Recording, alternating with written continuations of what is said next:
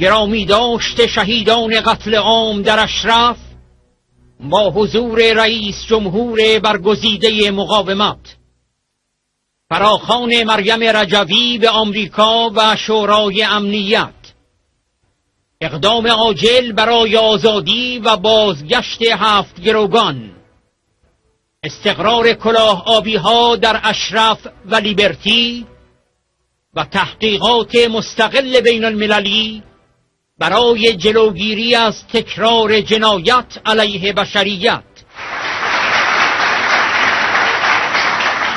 Pour célébrer la mémoire des 52 victimes, des 52 martyrs, des 52 amis d'Ashraf, victimes de ce que nous avons vu tout à l'heure, des images aussi terribles que nous avons vues, qui ont eu lieu le 1er septembre dernier, il y a quelques jours, à Ashraf. Oui, c'est un massacre odieux. C'est un massacre comme on n'aimerait jamais le voir dans le monde, dans l'humanité. Je salue particulièrement les familles, les parents, les enfants de ceux qui sont ici à nos côtés, que nous avons vus en différentes occasions. Et puis ceux qui sont restés, les quelques dizaines qui sont restés à Ashraf, avec théoriquement la protection des conventions internationales et normalement des plus hautes autorités internationales. Où sont ces autorités internationales dans ces moments? Où est l'ONU dans cette période? Ah, il y a eu le constat après, mais au moment de l'attaque. Et encore maintenant. Et que va-t-il se passer dans les heures qui viennent? Les 7 otages, où sont-ils? Et puis les quelques dizaines de Modjahidines qui sont encerclés et qui sont aujourd'hui dans la difficulté la plus grande. Nous avons tous alerté les autorités internationales. On a écrit à Ban Ki-moon, on a écrit à John Kerry. Moi-même, j'ai saisi les autorités françaises au plus haut niveau pour qu'on fasse remonter au niveau international. Il devrait y avoir en urgence des possibilités d'intervention rapide, pour le moins humanitaire, pour protéger la vie de vos frères et sœurs qui sont là-bas. Lorsqu'on voit les actes d'Ashraf et lorsqu'on voit aussi ce qui se passe en Libye, on voit les mains, mais on sait où est la tête. Et la tête, elle est dans le fascisme religieux. Et donc, je veux une nouvelle fois vous dire ma solidarité, mon admiration devant votre combat, ma détermination à être à vos côtés dans ce moment, dans ces moments très difficiles, en agissant à chaque instant pour permettre au peuple d'Iran le plus vite possible de se débarrasser de ce fascisme religieux, de se débarrasser de cette dictature odieuse. Voilà, chers amis, continuez votre combat, je suis à vos côtés.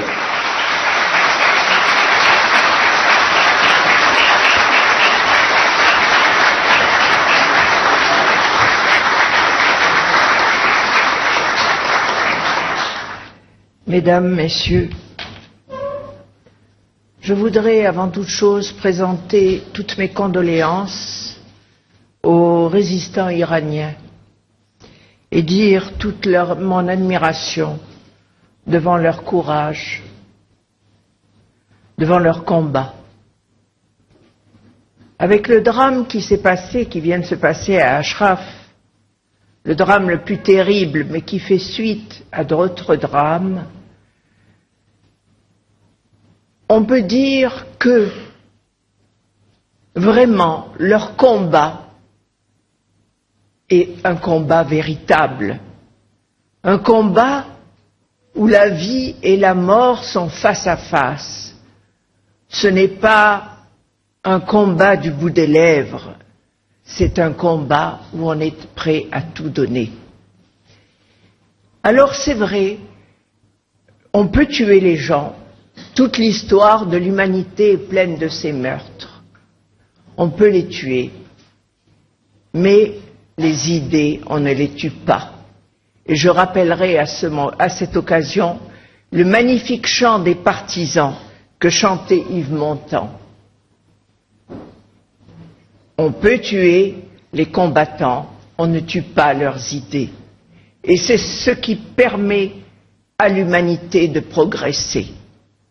Alors nous en avons assez de cette comédie internationale, nous en avons assez de ces organisations internationales qui n'interviennent pas, ou qui font, ou qui pleurent après. Je ne veux pas être méchante en disant des larmes de crocodile, parce que vous étiez au courant, parce que des sonnettes d'alarme ont été lancées combien de fois, et nous demandons instamment le retour des otages, et sur les otages qui ont été pris, il y a 6 femmes et un homme.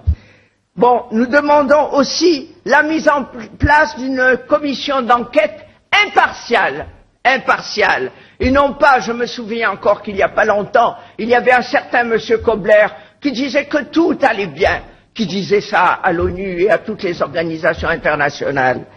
Alors mettez une délégation de l'ONU, mettez des casques bleus dans les 2 camps, et au moins alors transférez les habitants de ces pays en Europe ou aux États-Unis. Merci.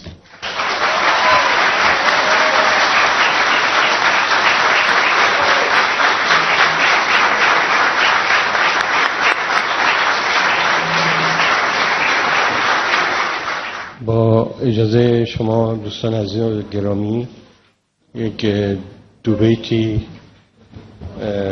شعر بود اینجا که من خواستم جسارتا خدمتتون بخونم قبل از اجرا برای عزیزانی که از دست دادیم این بزرگ مردان و زنانی که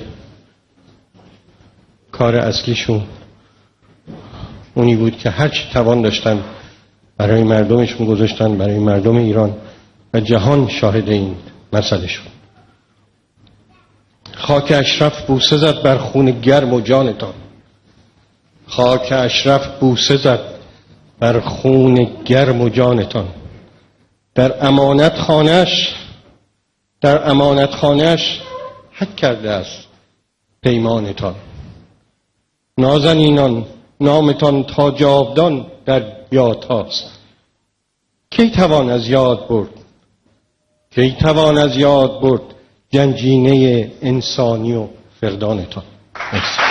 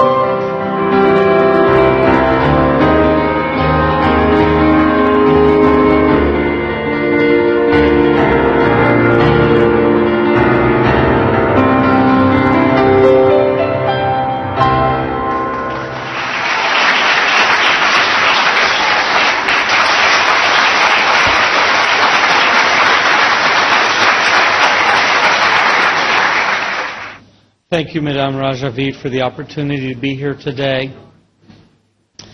And thank you for the opportunity to be here as part of the memorial for the Ashrafis.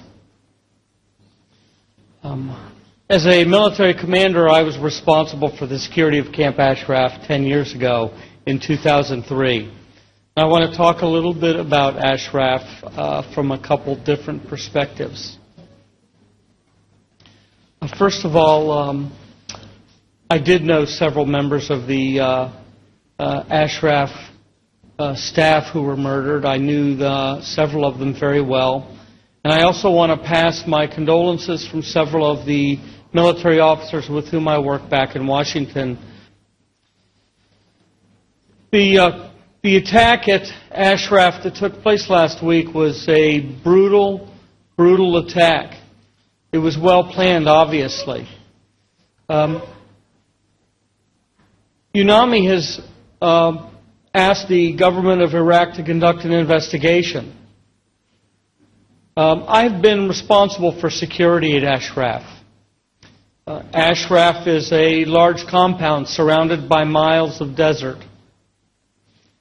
I find it very difficult, in fact, beyond belief, that the security forces at Ashraf did not know that that camp was under attack. So I echo the calls that we've heard earlier for an impartial investigation by a third party. And I would also say at this point that that third party has to be outside of UNAMI. I participated in the disarming of Camp Ashraf 10 years ago. And I know many of the people there, and I knew them to be men and women of honor and integrity and courage. And there's no doubt to me that they died with honor, integrity, and courage in difficult circumstances. So I applaud them, and I want to remember them as the victors. And so I call upon the United States Department of State to investigate this attack and to commit to supporting the security that they signed up to do. What's the solution? Well, and so to me, the security situation must be enforced by a third party, a trusted party from outside the government of Iraq. And the international community has an obligation, at least the four powers, and in particular the United States government and the United Nations, who specifically made commitments to protect those people. We need to protect those people. And I want to tell you that we were shocked, we are saddened, but we're also proud to have been a part of that experience. I'm grateful personally to have known Commander Zora, Hossein Madani, and others at Camp Ashraf. Thank you very much.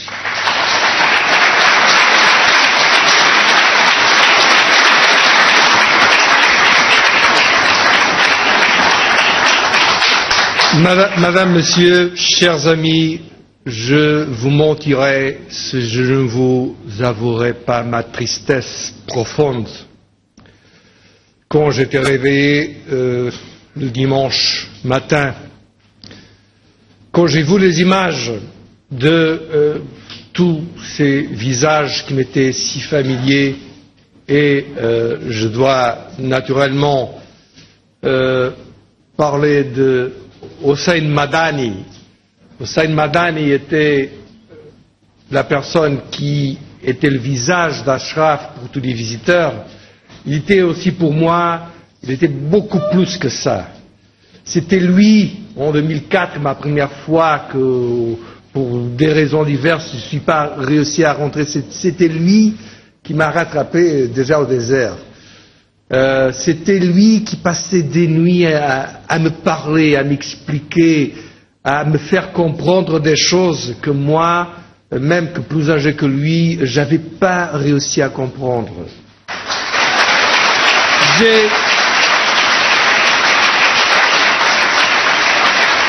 Soyons, mes chers amis, soyons clairs, il n'y a pas des gens si courageux, si déterminés, si valeureux que ces gens, ces Iraniens qui sont à Ashraf et à Liberty. Leur force est énorme. Et nous avons le devoir d'avoir le courage d'affronter pas seulement ce crime terroriste d'État, comme notre cher ami américain l'a dit tout à l'heure, mais le courage d'affronter le mensonge, qui est peut-être la chose la plus difficile. Mais on doit avoir le courage. J'en suis sûr. Vous y arriverez. On y arrivera. On ne sera jamais réduit au silence. Ils peuvent tuer 1, 2, 3, mais, comme vous aviez dit très bien, il n'est pas possible de tuer une idée.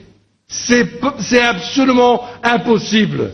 Et à la fin, on réussira. Allons-y, courage, face aux difficultés, on certainement gagnera plus tard ou plus tôt. Merci beaucoup.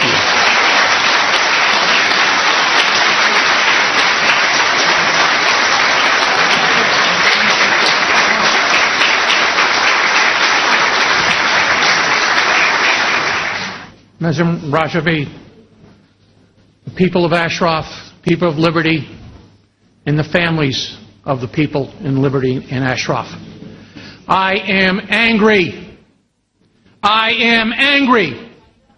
I made a commitment in 2009 to the people of Ashraf that they would be protected. I have been lied to. We have not given them the protection.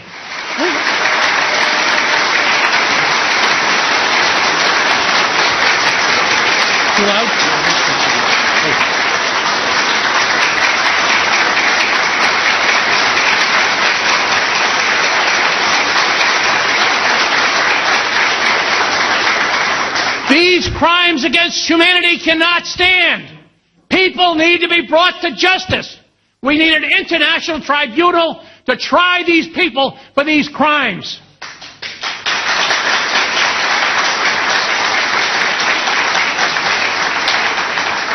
We need the United Nations to put people on the ground. Now, not next week or a week later. We need it now.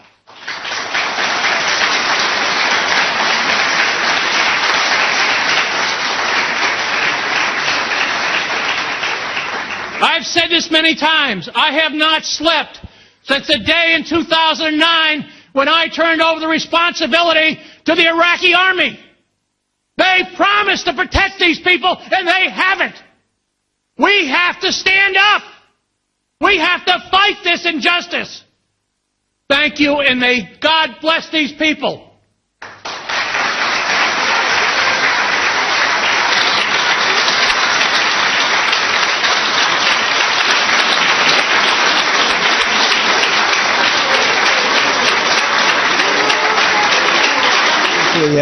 Thank you. I am extremely and deeply honored simply to be here with you all, to be able to share this. The needless loss of 52 more of your comrades in the latest attack and murder of residents both sickens and angers me as well. It angers me because we who believe the promises of the United States still mean something, that the promise of protection to the people in these camps still means something, see the United States utterly failing in our commitment to you. There are two things that must happen. First, we must be the immediate protection of the people in the camps. No more deaths, no more harassments. We cannot wait another day. Second, a real and impartial investigation into these murders as well as investigating previous attacks must be conducted to find those responsible and to hold them accountable under international law. The Iraqi government cannot be allowed to hide under their words and their own investigations.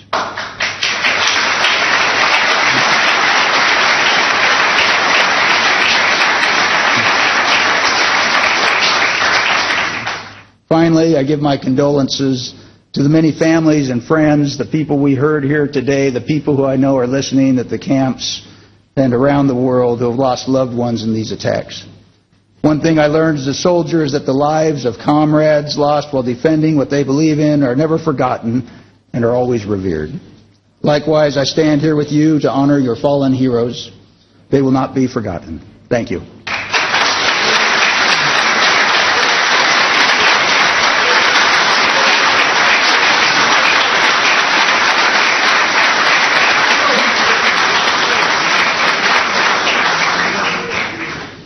Mesdames, Messieurs, chers amis, c'est avec beaucoup d'émotion que je m'adresse à vous et je tiens à apporter aux familles des victimes, à la résistance iranienne, les plus sincères condoléances de la part des militants du MRAP. Je tiens à rendre hommage à ces femmes, à ces hommes, dont le courage exemplaire force l'admiration et qui ont donné leur vie pour un idéal merveilleux, celui de la liberté. Mais je tiens aussi à exprimer ma colère. Ma colère parce que ce crime était prévisible. Ce crime est un crime prémédité, voulu par le régime des mollahs avec comme complices les forces irakiennes. Cela, tout le monde le savait et comme cela a été dit, rien n'a été fait pour assurer la protection des résidents d'Ashraf. Il s'agit donc bien, lorsqu'on se tait devant le crime, d'encouragement du crime. Alors il faut agir maintenant. Il faut agir vite pour obtenir la libération, cela a été dit, de cet otage dont on peut avoir les pires craintes sur leur sort, pour assurer la protection de ceux qui sont encore à Ashraf et pour assurer la protection de ceux qui sont au camp Liberté et une vie digne, parce qu'effectivement, comme cela a été dit, il s'agit d'une prison et non pas d'un camp. J'ai entendu les familles, cela m'a bouleversée, et en l'honneur de ces 52 victimes, mais en l'honneur aussi du courage des familles qui, là aussi, forcent l'admiration, je voudrais terminer par des mots du chant des partisans, le chant de la résistance française face au nazisme. Ami, si tu tombes, un ami sort de l'ombre à ta place. Nous pouvons être sûrs que des milliers d'Iraniens vont sortir de l'ombre à la place de ceux qui sont tombés pour que la liberté règne enfin sur l'Iran.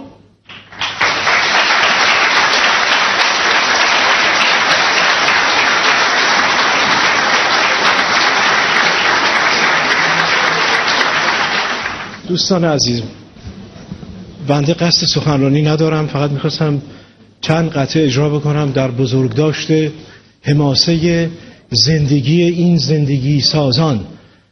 قبل از هر چیز به خانواده بزرگ شهیدان سرفراز این مقاومت تبریک میگم به خاطر پروراندن و داشتن چنین فرزندانی در درون این مقاومت. مایه افتخار همه ماست که عضوی از این مقاومت باشیم. در رابطه با احقاق حقوق پایمال شده اینها و به سزای آن جنایت رذیلانه‌ای که در حق این یاران سرافراز و حماسه ساز مقاومت ما انجام شد. با این سرفرازان، با این حماسه سازان تا با آخر خواهیم رفت و اجازه نخواهیم داد که یک قطره از خون اونها پایمال بشه. و همونطور که دوست کرونر ما هم اشاره کردند، این جنایت فقط از موضع ضعف انجام شده. این قدرت رژیم نیست، اتفاقا این اقتدار مجاهدین است. اونها مظلوم نیستند، اونها در کمال افتخار ایستادند و جاودانه شدند و حالا وظیفه ماست که این حماسه را به پیش ببریم و این وظیفه رو به اتم وجه انجام خواهیم داد. درود بر شما.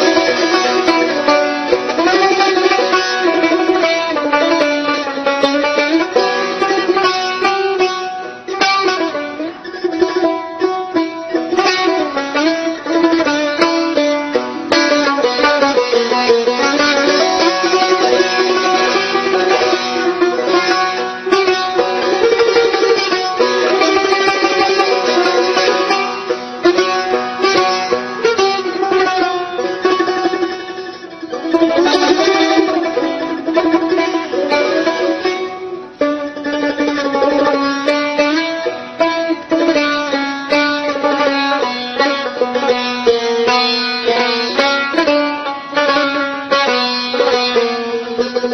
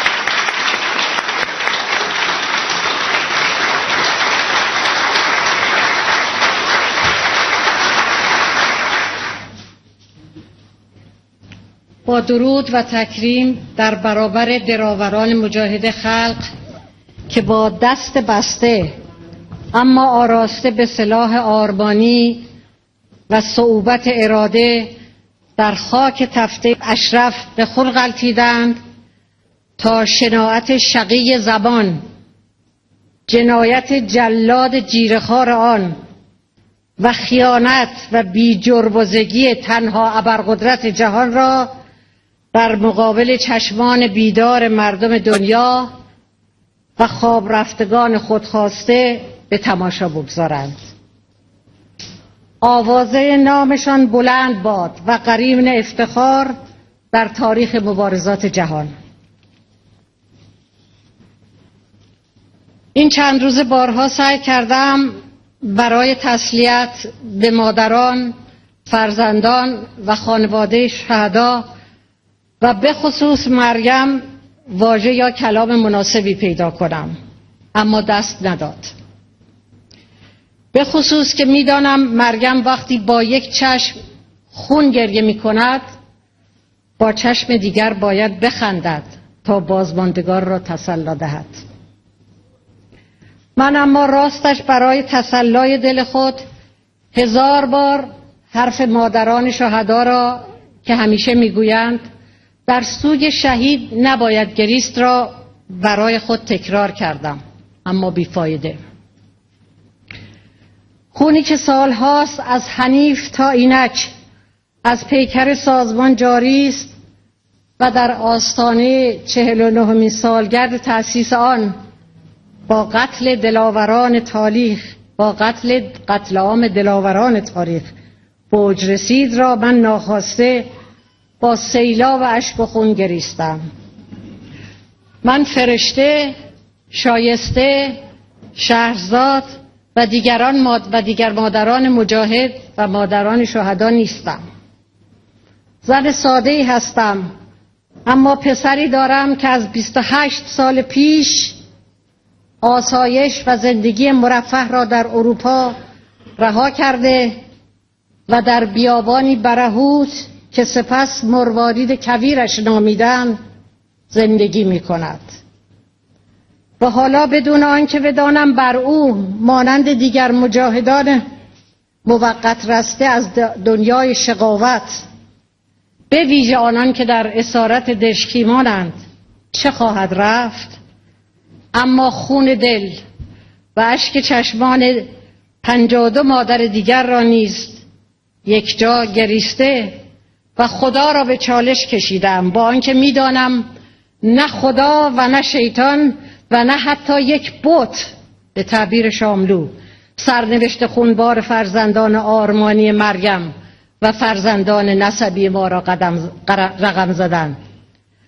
سرنوشت شهیدان به خفته ایران را اینک یک کتاز جنون زده جهان رقم زد که تهمانده شرافت و شرم انسانی و پرنسیب سیاسی تنها ابرقدرت جهان را در راستای مماشات با گرگ هار تیزدندان عمامه‌دار و جلاد عرب زبان دستاووزش یکجا به صورت هر دوی آنها تف کرد تا عدم اعتبار و حیثیت و پایبندی یک غول جهانی را به تعهدات کتبی به عنوان نمونه در تاریخ جاری ثبت و تاریخ آتی این کشور و بشر را نیز شرمگینانه برای نسل‌های دیگر نقل کند.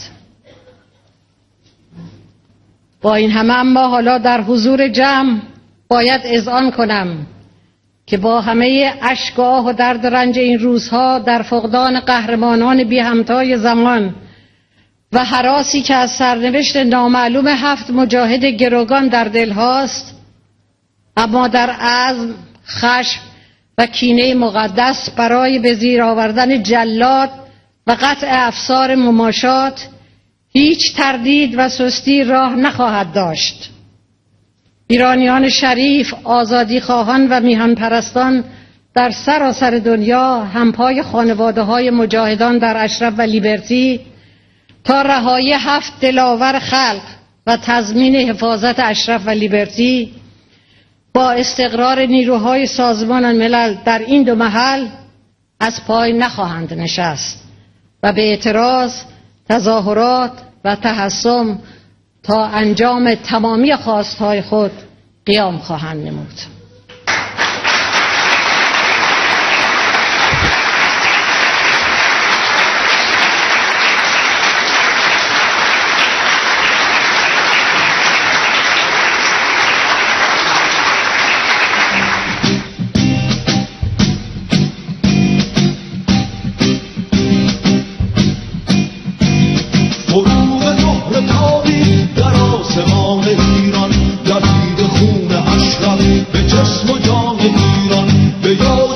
شهیدان صنوبران آزاد دلاوران سرخون سرود مرگ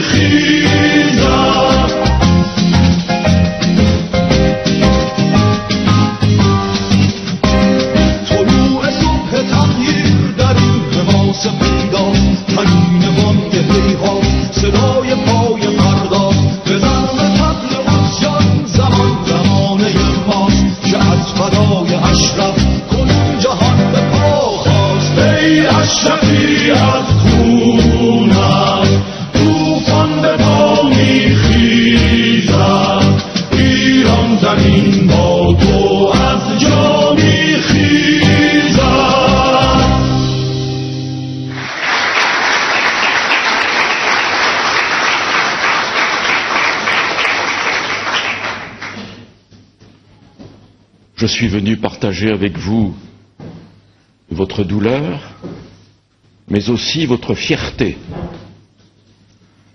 Fierté de ces mamans qui ont si bien parlé de leur fils et de ce fils qui a si bien parlé de son père. Fierté de ces martyrs qui ont été jusqu'au bout. Et on peut dire que ils sont morts comme ils avaient vécu. La mort est la signature de leur vie. Et personne n'a jamais pu prendre leur dignité. Oui, fierté de ces résistants qui ont su aller jusqu'au bout. Ces crimes et ces massacres déshonorent la famille humaine. Je pense que l'inaction et le silence de la communauté internationale va encourager les commanditaires de ces crimes et de ces massacres. Il est dit quelque part dans la Bible que devant le crime, devant l'injustice, si on garde le silence, les pierres du torrent crieront.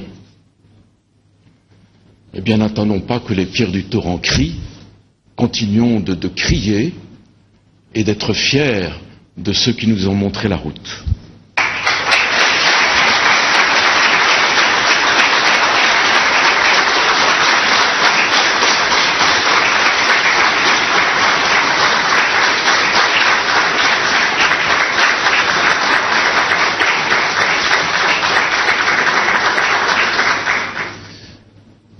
Chers amis, ça fait 30 ans maintenant que je partage votre combat. 30 ans, ça déborde le cadre d'une génération. Nous nous attaquons à la deuxième génération. Je m'inquiète de savoir si je pourrai aller jusqu'au bout. J'irai le plus loin possible avec vous, car votre combat est magnifique. Donc je ne veux pas faire un discours, je veux simplement rendre hommage aux victimes.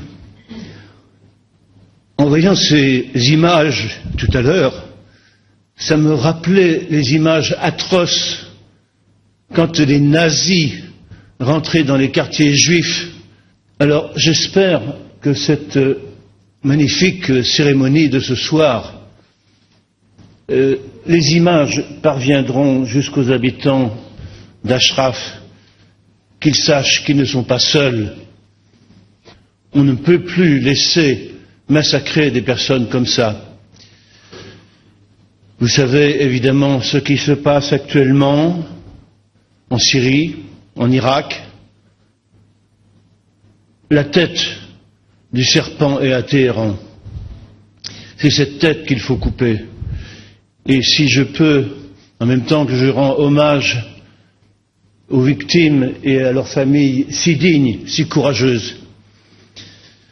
Et donc, ce que je souhaite ardemment, en faisant un petit peu d'anticipation, c'est que les sanctions contre l'Iran soient maintenues jusqu'au bout, jusqu'au retour de la démocratie. Et qu'enfin, c'est mon souhait le plus cher, exprimé si souvent, que la voix des Moudjahidines du peuple soit entendue dans les médias français et internationaux beaucoup plus que ce n'est jusqu'à présent.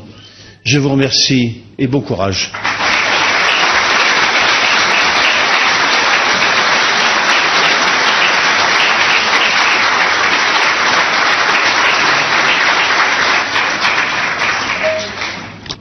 Bismillahirrahmanirrahim. Madame la Présidente, mes amis iraniens du Moudjahidine du peuple, tout d'abord, acceptez toutes mes condoléances, les condoléances de ma part et de ceux que je représente, condoléances envers ces 52 victimes et 52 Moudjahidines du peuple. Ces condoléances vont tout d'abord à toute l'organisation du Moudjahidine du peuple et en tout particulier à la famille des victimes de cette barbarie. Inna lillahi wa inna ilayhi raji'un. On ne doit pas se taire. On ne doit pas se taire devant ce massacre, cette barbarie. Je m'associe à tous mes prédécesseurs pour dénoncer à haute voix ce massacre, cet assassinat. Et demander en premier lieu à l'ONU de protéger les membres de Moudjahidine du peuple qui restent à Ashraf et ceux qui sont dans les camps de liberté. J'en veux une protection effective, pas des paroles. Il faut faire quelque chose parce que, et encore une fois, Madame la Présidente et mes chers amis Moudjahidine du peuple, recevez notre soutien et sachez que vous êtes sur la bonne voie. Oui, vous êtes sur la bonne voie et que la paix et la victoire est très très proche. Et encore une fois, tous mes sincères condoléances à tous les Iraniens libres. Merci beaucoup.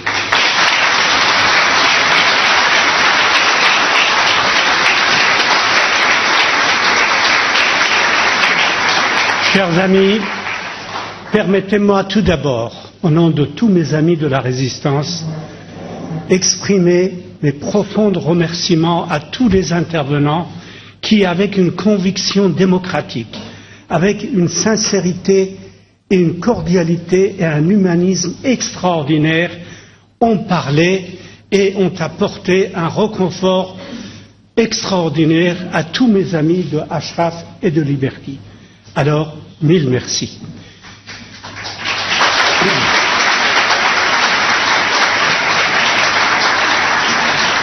Le régime de Mollah, le 25 août dernier, a envoyé Soleimani, que vous connaissez.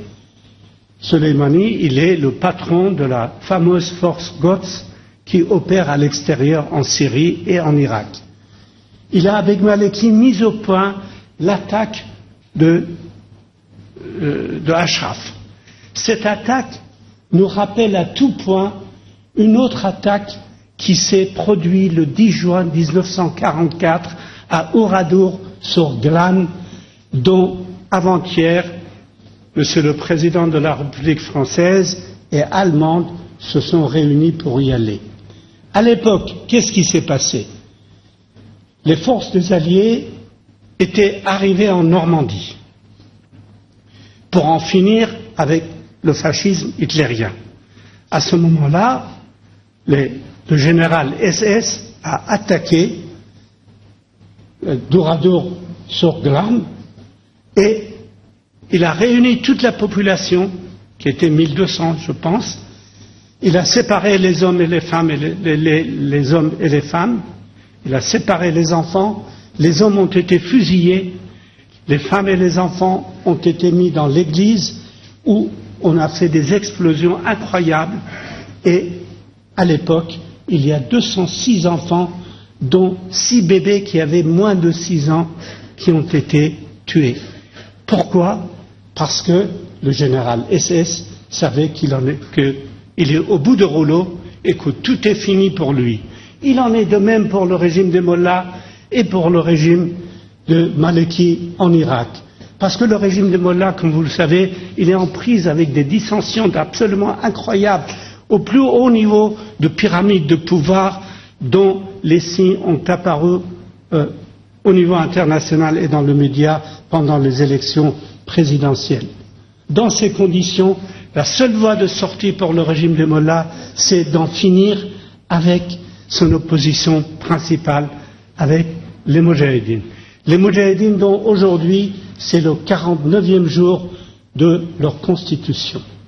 C'est une force absolument extraordinaire, vous vous en êtes rendu compte, tout le monde en a parlé, ce sont des gens qui ont une sincérité démocratique à toute épreuve. Ce sont des gens qui sont animés par l'amour de la liberté et de la démocratie de leur peuple. D'ailleurs, les exemples sont multiples, je ne vais pas vous fatiguer parce que le temps passe.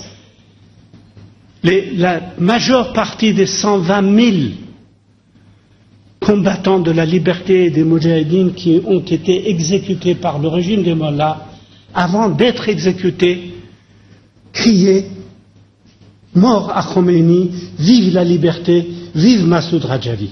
Ça, il y a...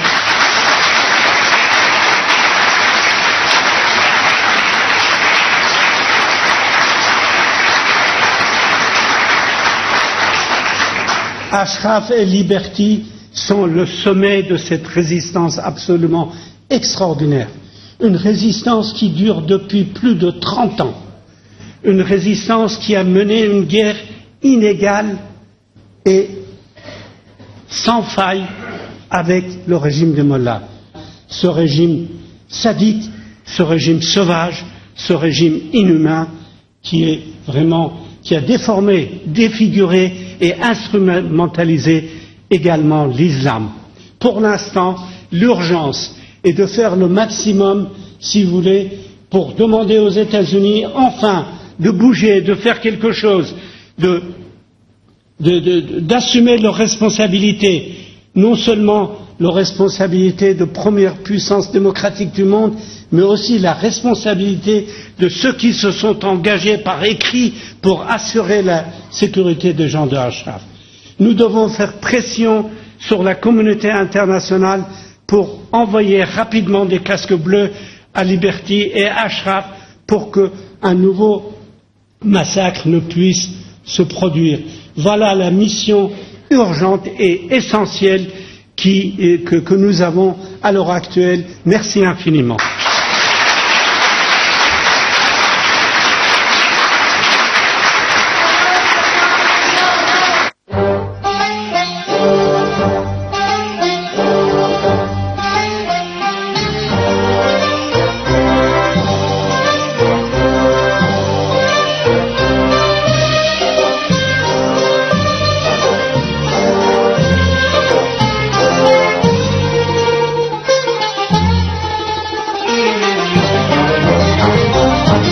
شهید در خون نشسته عشق غم نداره کرامت سر جاودان خم نداره به باغ اشرف ببین چه لاله ها که روحی که عزم یاران سر از این ستم نداره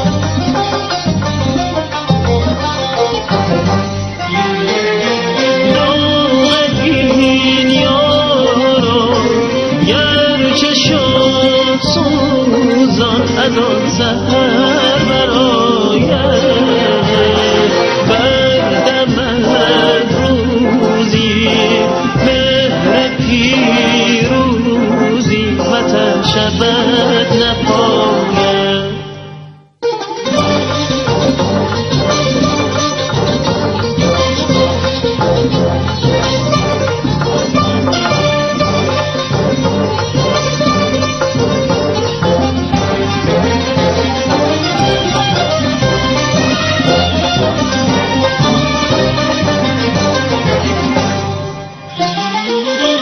تویی که شیدا و عاشقان عهد و بستی شهید گلگون با بهار کوی خزان شکستی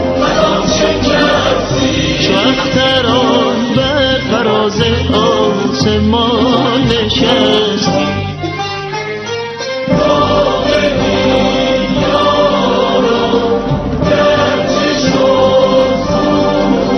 از آن سحر برایم بردمد روزی مهر پیروزی وطن شبت نپایم شبت نپایم شهید در خون